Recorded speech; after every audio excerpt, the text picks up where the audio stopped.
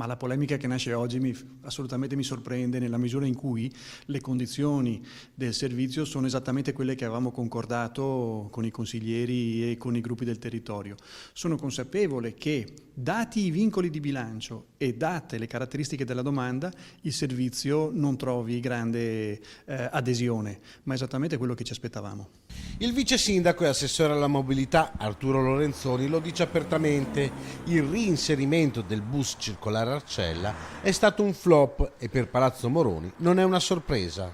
Lo stop alla sperimentazione potrebbe diventare anche un caso politico, visto che la linea era stata chiesta a gran voce dal consigliere di maggioranza Luigi Tarzia, spesso in contrapposizione con Coalizione Civica.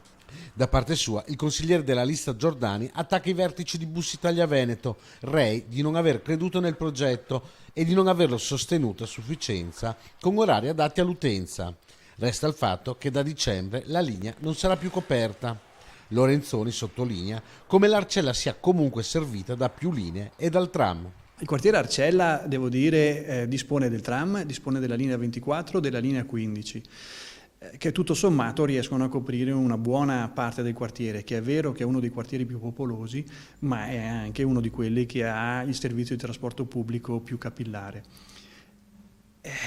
Io veramente mi auguro che le persone si rendano conto che l'amministrazione sta facendo il massimo con le risorse di cui dispone e sempre disposti a migliorare i percorsi, a migliorare le frequenze, ma tenendo conto dei vincoli che abbiamo.